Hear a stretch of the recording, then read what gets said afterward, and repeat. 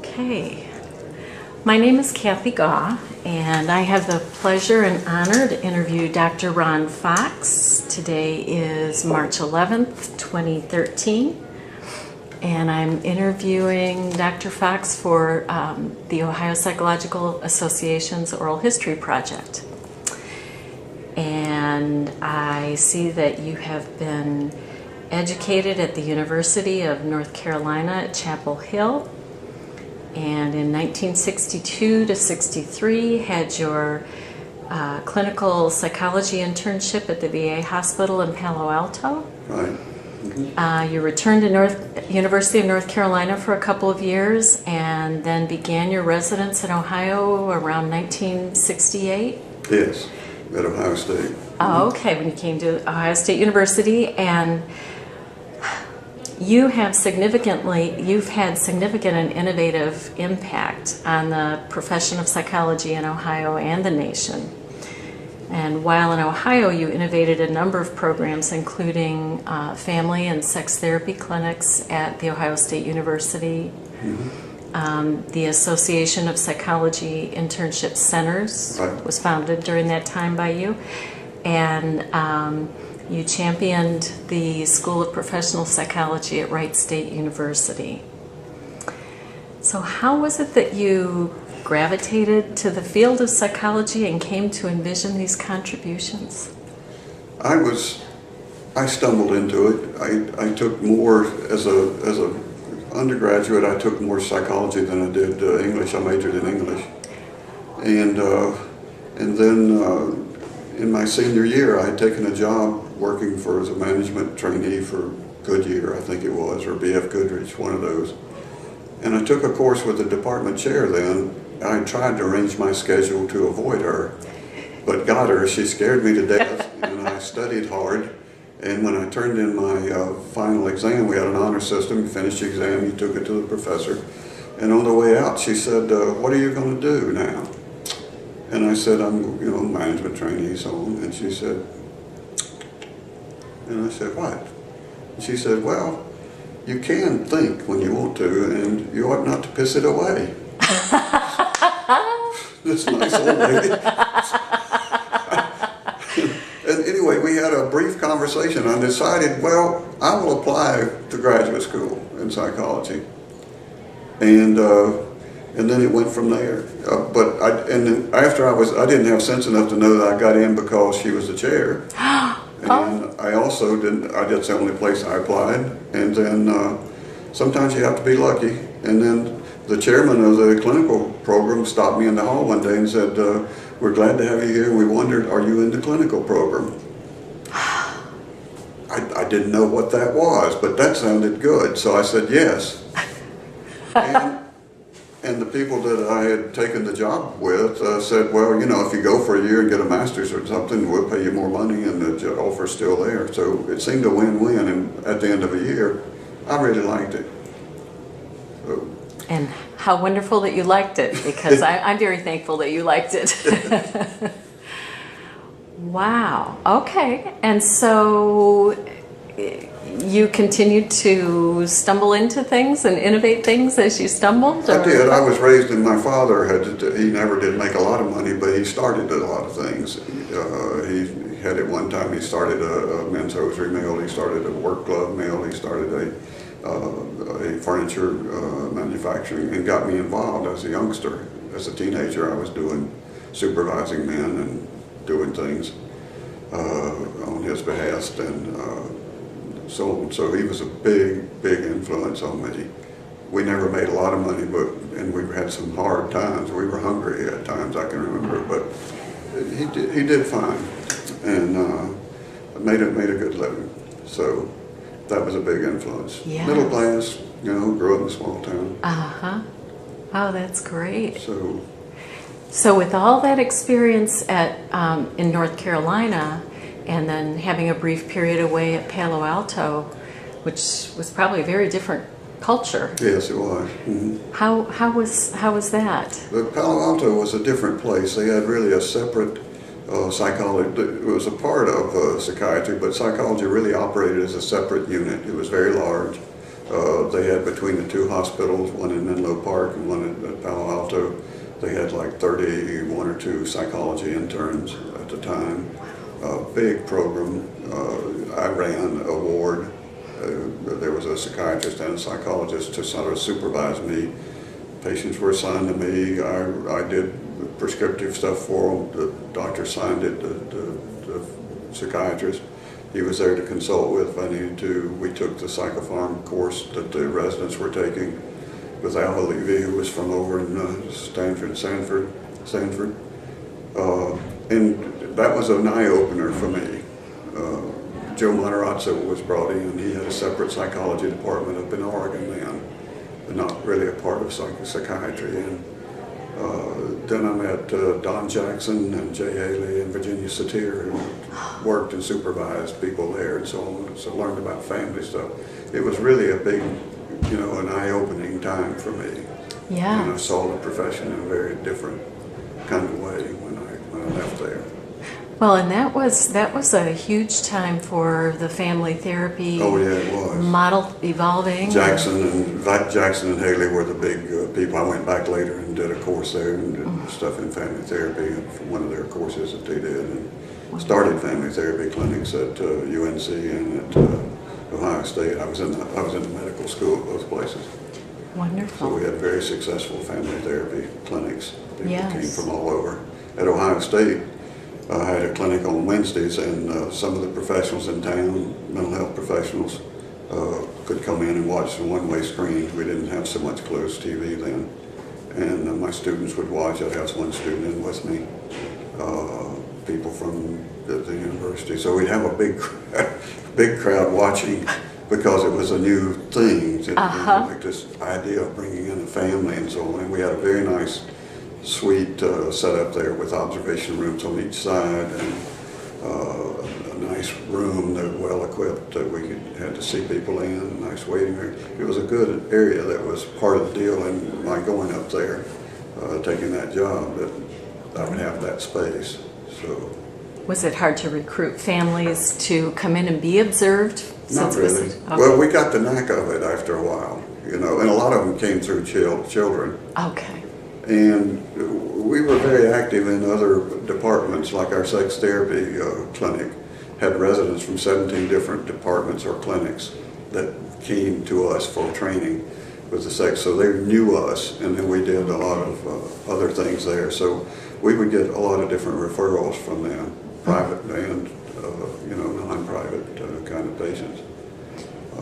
And people came because it was Ohio State. We'd get people from many parts of the state would come in there, stay overnight and see us and go back. Interesting. And was it difficult to start or initiate the clinics with Ohio State? Did they feel like these were unusual ideas, or were they really? No, the chairman then was Ian Gregory, who was of psychiatry, was very supportive. Liked the idea of working with other parts of the medical school, which we did. I co-authored, I revised. He had a book he wrote with us, a normal text he wrote with Rosen at Minnesota, where Gregory had been, so he knew the NPI and all the Minnesota people. And when that book was revised, that textbook, which was really adopted a number of places, he asked me to take care of the revision of it, so it became Rosen, Fox, and Gregory. And he didn't second guess my revisions. He asked to see them, but he signed off. So he was very supportive along the way, very supportive. Oh, that's wonderful. And so where did the idea of APIC come in? We had, that was the place there was a total chaos then. People just found, in most departments, they would find brochures on their bulletin boards, and they would decide to look at the brochures and decide which ones to apply to. Sometimes the professors would help, sometimes not. And in some places, not many, but in some places, the school would actually assign you to an internship because they didn't have that many students, and they would assign you to some local place like a VA or something. And UNC was moving from that when I was there. Oh, okay. So they would help a lot with VA assignments. They could pretty well tell you, you can go to Roanoke, you can go to Durham, you can go to here. Well, I wanted to go out of the area, but they worked to arrange that for me. And when I was there, I was paid by the VA out of Atlanta when I was out there.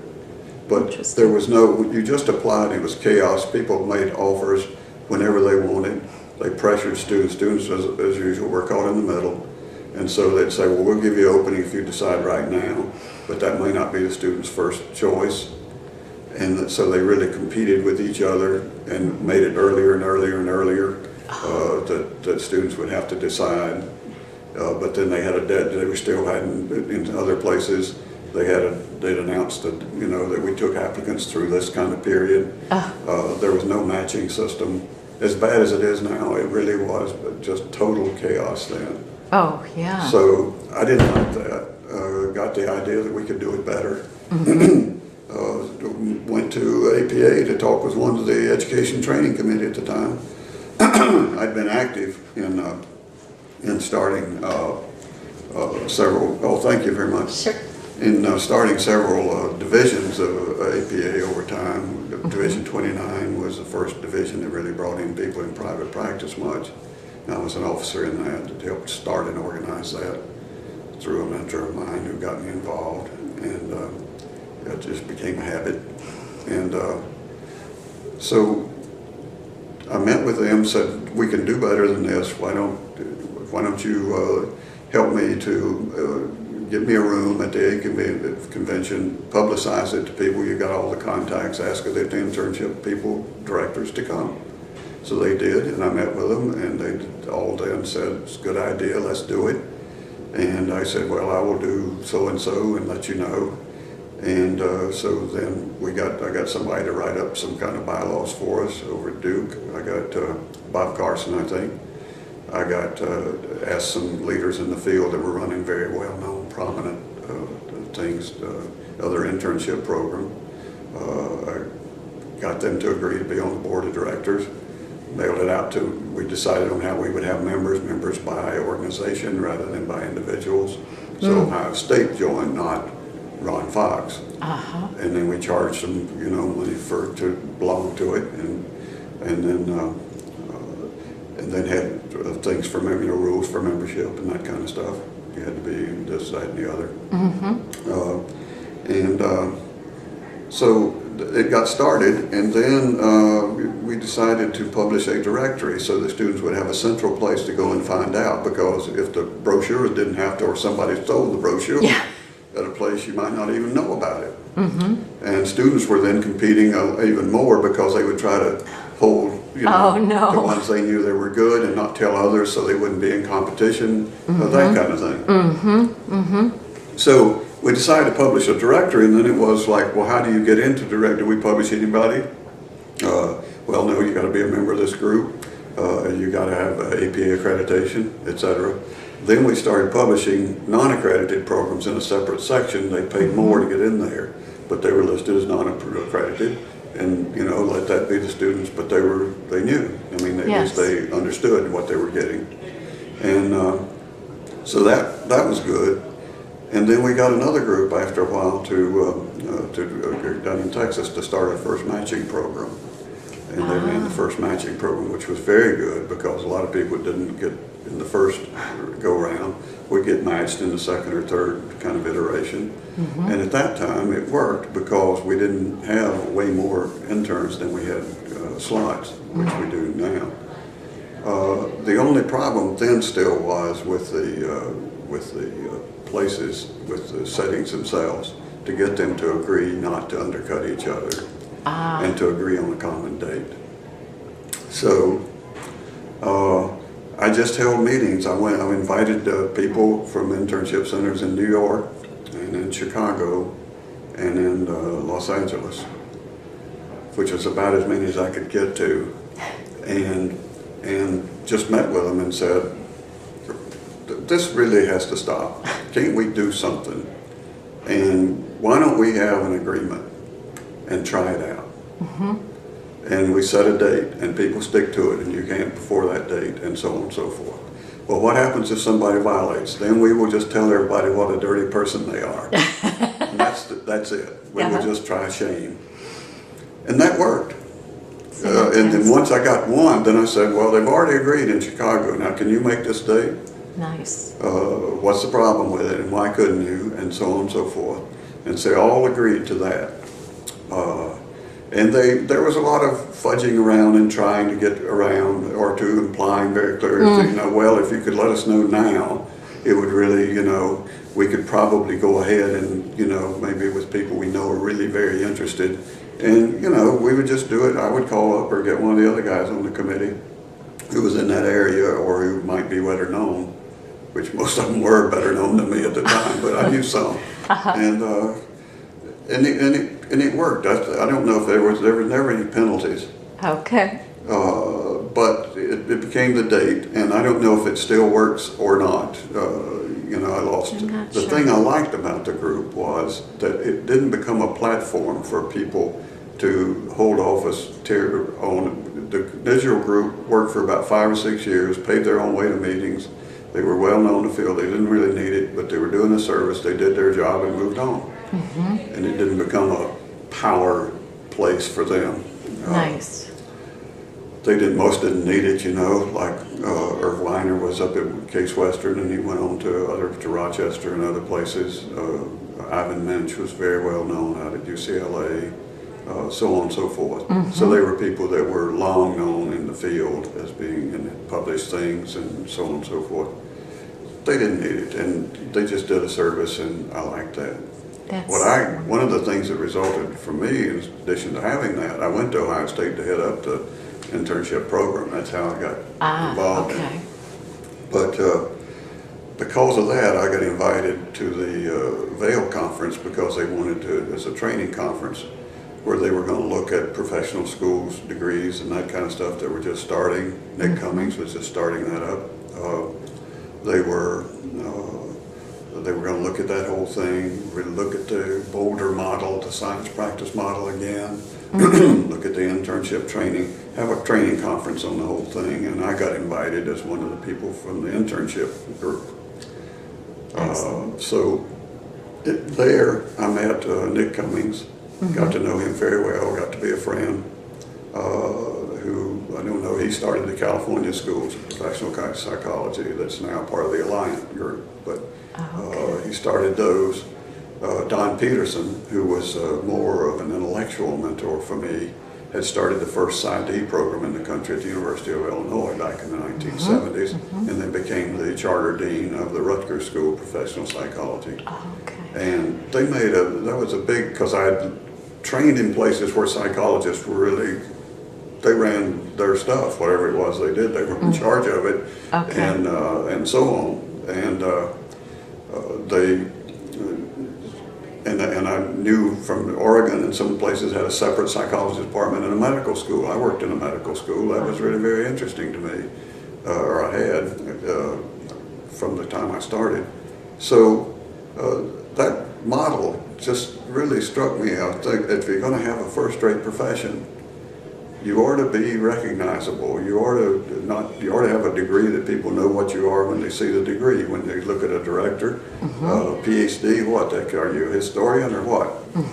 It's a valued and honorable degree, but it doesn't identify your profession. So I thought the PsyD did. I really liked that idea, Doctor of Psychology, like a DDS or MD or any of the others. So. And to have your own school and to train people into things relevant to practice, it just made a lot of sense. So I came home and told my wife at the time, I think I'm going to work on this. And she said, that's nice. I'm so glad she thought that was a nice idea. She thought it would just give me something to do, and so she said she didn't know it would go to such an extent.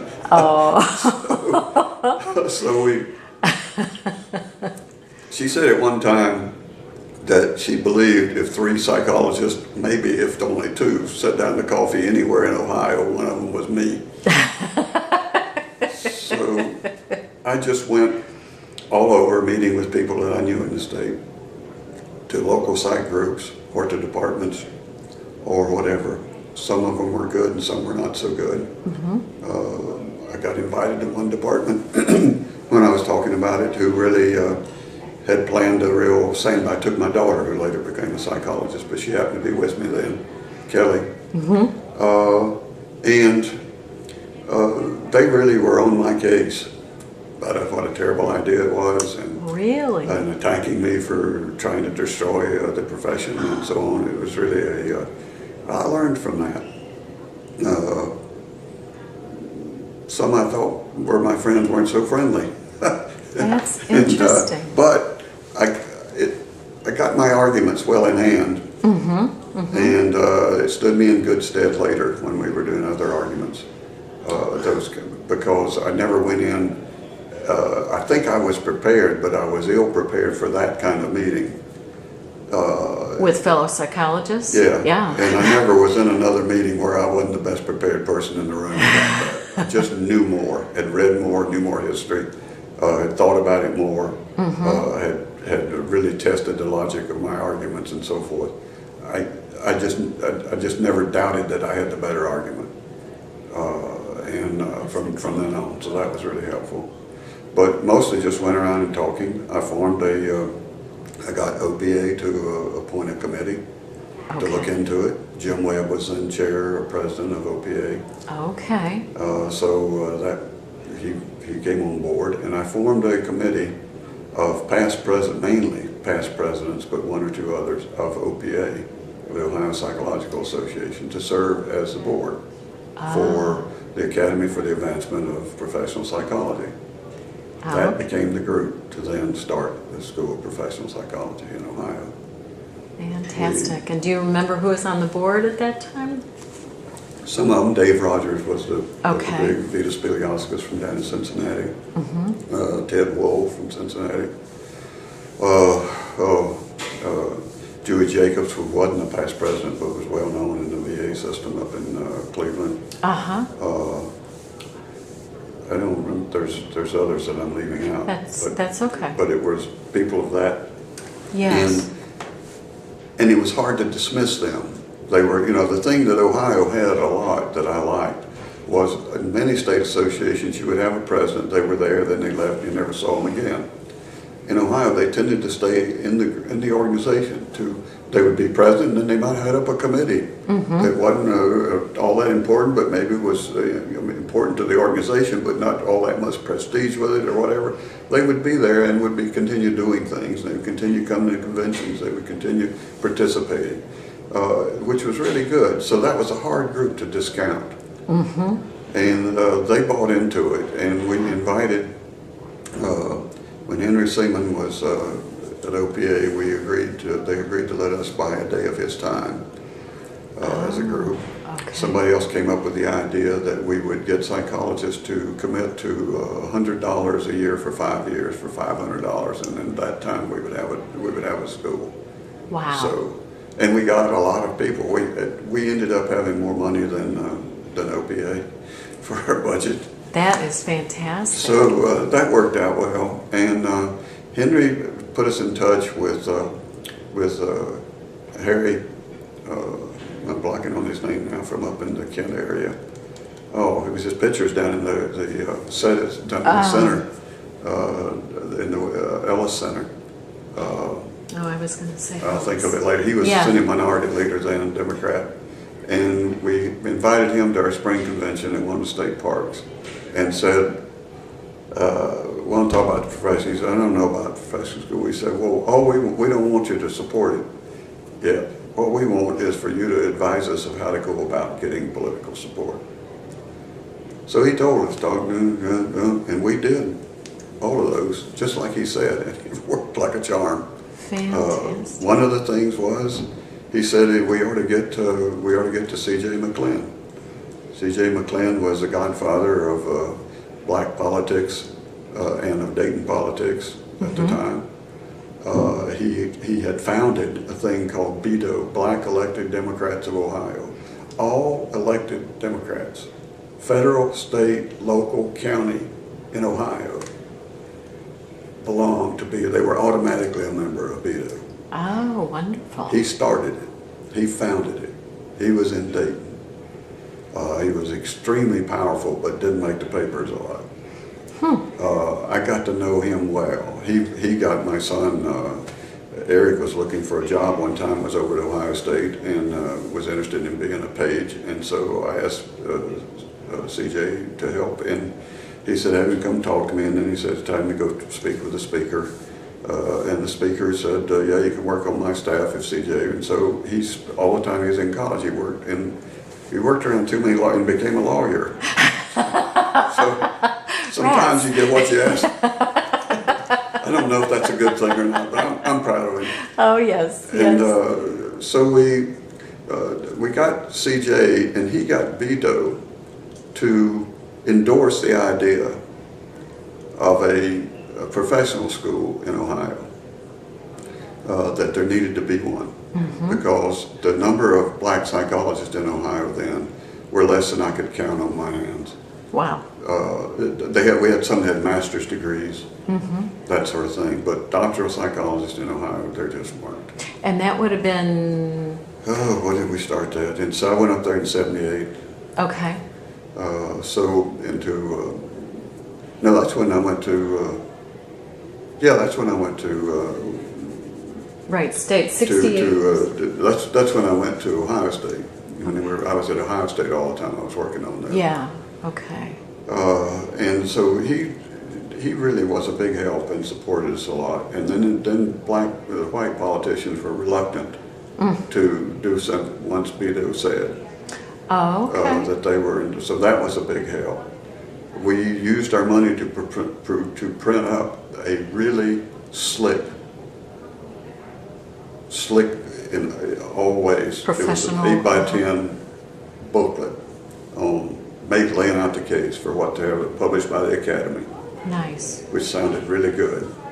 And we took it and sent it. I just went around and met with university presidents and said, this is what we want to do. If you will help us set up a school here, we will get the profession behind it. They will help you get the top people in there to run it. They will support it, but we have to have it. And we already got all these all these other doctoral programs do something different. That's not what we want to do. Blah blah blah. Here are other models that have them. We looked at the cost. We looked at how much it would bring in, etc. So they had hearings. Harry Michelle, that's the person I was trying to think of, Senator Michelle in the Senate, scheduled hearings. I learned another thing. I never went into a hearing, never gone into one with the legislation I want that I didn't know the votes before we went in. Oh. You have to know what you're doing there. Universities, I found out that they didn't like it. None of them wanted it. All the other programs, there were like maybe 10 or 11 doctoral programs in Ohio then. In Ohio, all of them testified against it, didn't like it, thought it was a terrible idea. And they spent their time developing exquisite testimony. We spent our time getting votes. It wasn't fair. We came out of it, I don't think we had a single vote against us in committee. Wow. Maybe we did, but my memory is I don't think we did. So it just taught me another thing. They really weren't very savvy politically. And then a lot of them, then it was required to go through, when it got passed, it was required to go through a Board of Regents review as a process kind of thing, and all the universities jumped on it, criticized it, did all kinds of things with it, and so on, said we couldn't do anything, leaked things to the paper, said that it was a way to establish a ghetto. What we were trying to do was to put in a second-rate degree that would be a ghetto for black psychologists. Oh my goodness. Which hurt my little bit of feelings. There was an article about that. Because we said one of our promises was we will increase the number of African American psychologists in Ohio. We will do that. And we did it. So there was quite a racist tinged response. There really was. And the story just appeared. Where does that come from? Newspaper reporter doesn't pick that up. Right. In Dayton. Right. So that's where the first story, and then others picked it up. So we went that hard, and we got, and then Beto's endorsement and so forth was helpful, and so we took care of that. Once it was sure it was going to be, and that died down, then the university said, well, since we're going to have one, it really belongs on our campus. At that point, we were locked into Wright State. Okay. Because they agreed to do what we wanted. They said you have to set it up as a separate school. It can't be a part of the medical school. Because some said, well, we put it over, introduced us to the medical school dean. We don't want to meet the medical school dean. I'm prepared to believe the dean's a nice person, but it's irrelevant. We don't need to meet the dean of arts and sciences either to make this decision. Right. We want a separate school, its own budget, separately financed, etc. We want our own ties. And so on. And Wright State was trying to get doctoral programs. They had a medical school, they had a nursing school, but they didn't have, they had some master's degrees, they had a psychology department. The psychology department then didn't even give a master's degree. Oh, okay.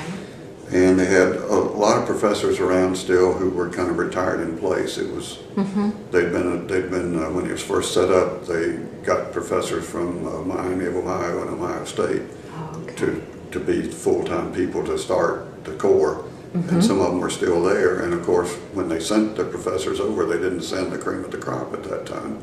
That's just a fact of life. They weren't going to send their rising stars, Their top, yeah. you know, for sure. But they were good enough to have university appointments at Ohio State and Miami, so, you know. But then some of them had retired in place, and the university was growing and changing and expanding and so on, and they wanted to get into the doctoral level. So they did with the medical school, and started a PhD or two in conjunction with medical school, you know, like physiology or something, I forget what their degrees were in. But they started a PhD in that, and so they were eager to give us a home and to get us started and to have a separate school, and at that time we had a separate budget. And we had good political ties. We had better political ties. I knew more people closely in the legislature than the president did, really, at that time. And So they were probably happy to have you. Yes, in those respects. And we got close to $1 million, 900 and some thousand $1 million for startup money, which was big money then, before we had any students or anything, and because we didn't have a curriculum. We hadn't worked out relationships with hospitals and clinics in the region. We didn't have an admissions process. We didn't have a faculty. We just had a school. So somebody had to do something, and it was going to take a year or two or more to get that going, to recruit faculty and spend the money to recruit them and so on. So we went to Harry Michel, and a couple of people bracketed him. We couldn't talk to him. He was very busy about this startup money, and at one of the hearings we went to, he was having about something else, and a couple of our people stood on either side of him in the restroom and said, "We really need this much money." And he said, they said, it stopped his stream in midstream. And he said, "Well, have Ron talk to me," to so-and-so on his staff. And they said, "That's really an awful lot of money, and they'd like to do a lot less." And I said, "I understand, but it's an honest figure. We didn't say we needed that much when we really only needed half of it. We need that." And so he said, "Okay." Fantastic. In one of the hearings I was in, he was a big supporter. He really was very powerful. He was a nice guy. In one of the things, they sent somebody over, we were talking, and he sent somebody over to tell them something that he said, tell them that we're going to do X, Y, Z with respect to this bill. It's going to go this way. And to tell CJ to add it on to the House. And so he went over, the guy came back and said, "The senator says you can't do it that way, that's against the rules or something." And he said, "Bullshit, tell him it's going." So he just made it happen. He was really he became a real helper for us. That is fantastic. But then we did things like every year when we hired important people, I sent things around to them, to legislators who had supported us. Gradually, I started including more and more legislators. When we admitted a class and we graduated a class, I sent around a composition. I said, here's what we promised, here's what it is, here's where they're from, so on. When they left, here's where they are, so on and so forth. I just kept doing that every year, and it was very, it turned out to be a good thing for us. I don't know if it's still done, I doubt it, but at that time, it was really very helpful, because when I went to talk to everybody, I noticed that all of them knew the deans of their medical school. We're somebody. So, if you know them, they know you. The downside is when they've got a constituent that wants to be admitted, they know you too. That's interesting. I hadn't thought about that. But when I talked to one of them at the time that I knew well, Larry Chrisman used to be, and he was a representative from the Dayton area, he said, look, I understand that you've got your procedures, and that I don't expect you to put them aside for me, really, unless I ever find out that you've done it for somebody else. And I said, well, then we're good. Yeah. So, because we would get the letters and people that applied and so forth, and we would explain. And our process had integrity. And the first year, we had something like 800 and some applicants. That tailed off after a while, but we're always able to pick good. And at one time, we were numerically graduating the highest number of African American doctoral programs in the country. That's fantastic. And they were doing stuff after they graduated. The first early ones particularly were moved in. Well, they moved right up. Everybody's looking, We never had to do anything affirmatively for women.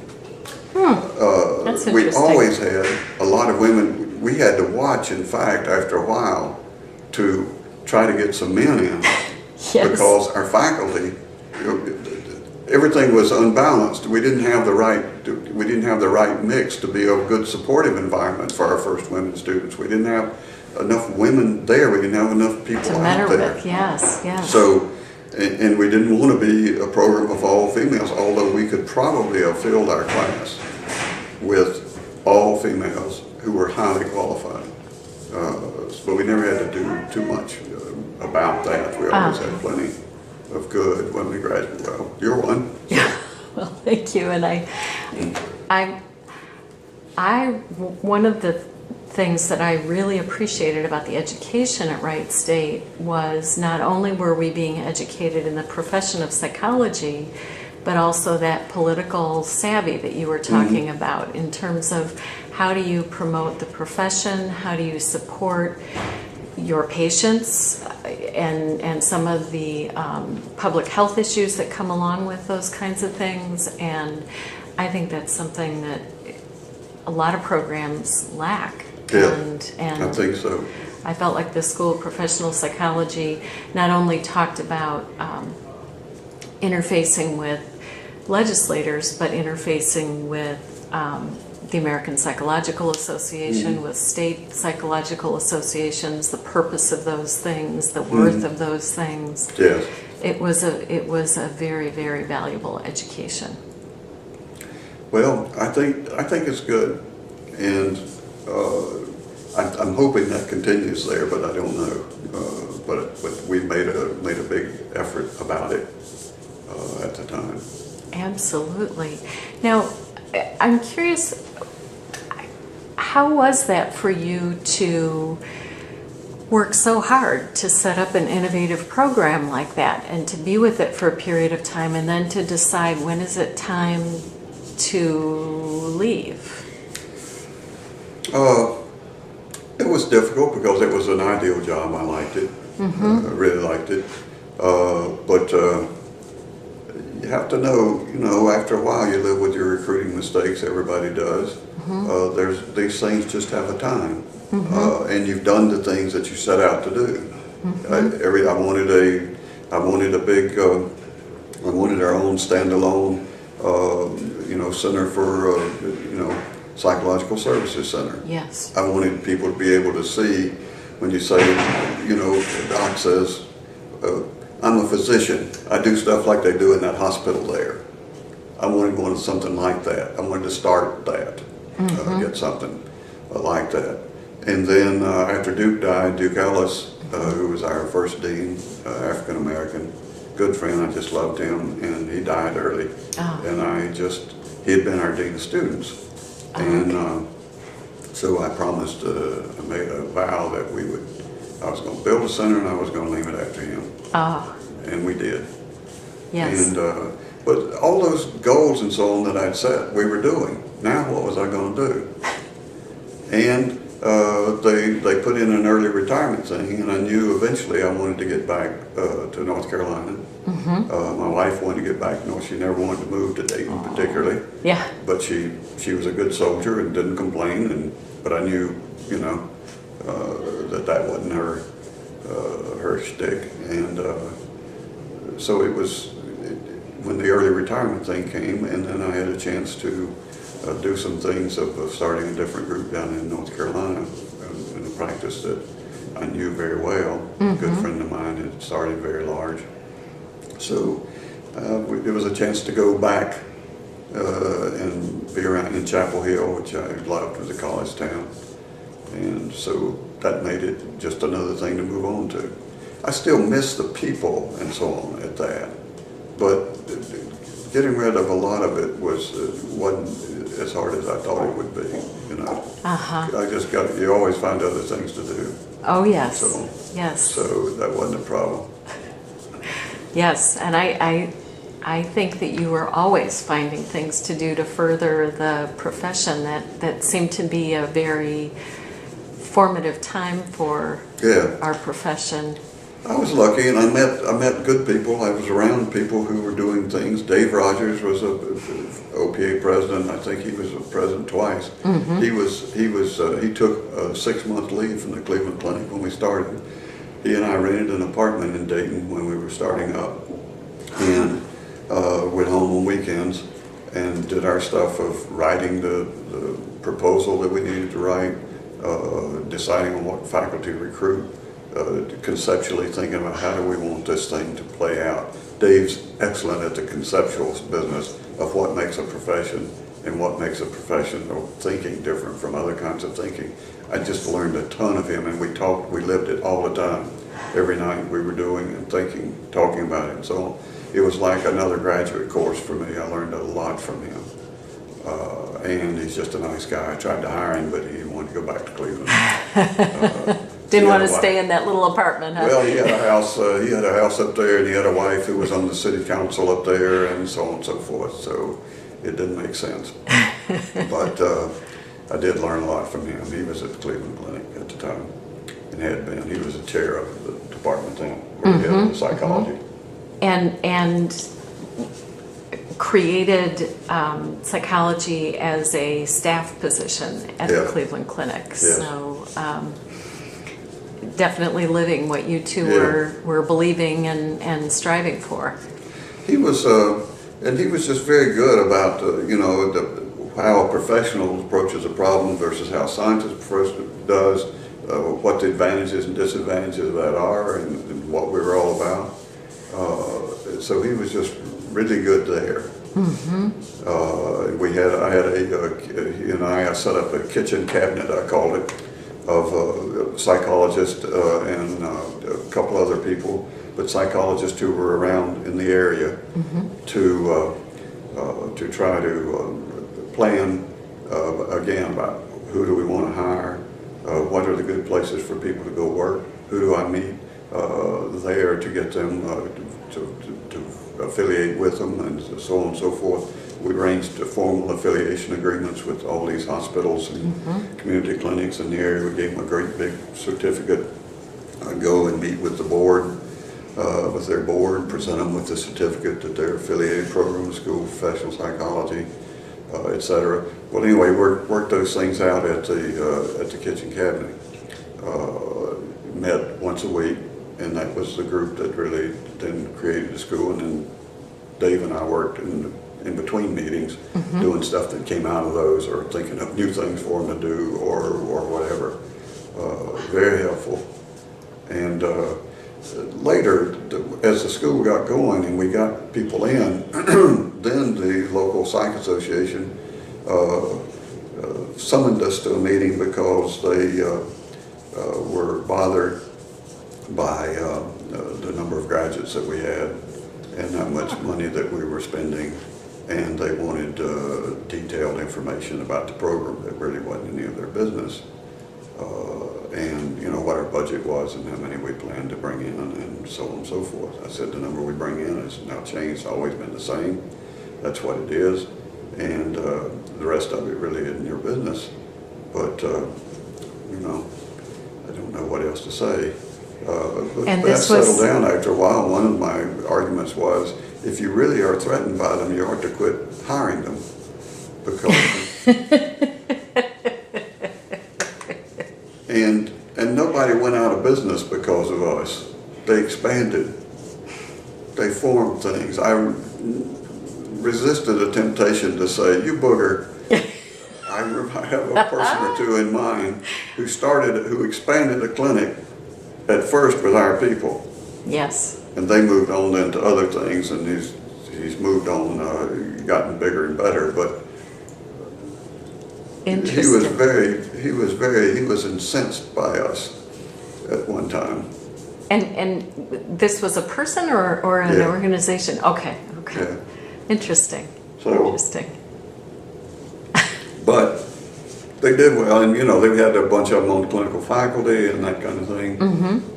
Scott Bowers was sort of the father of psychology, and he had worked out at the state hospital there for many, many years. He was active in the opera, Dayton Opera. He was in private practice there for a long time. He was, you know, he consulted with the courts and so on. He had his fingers in everything. He was very a grand old man in Dayton. And we met a lot at his house. He blessed us. He was on our advisory board and had been on, we'd worked with him a lot, and he opened a lot of doors for us, socially and otherwise.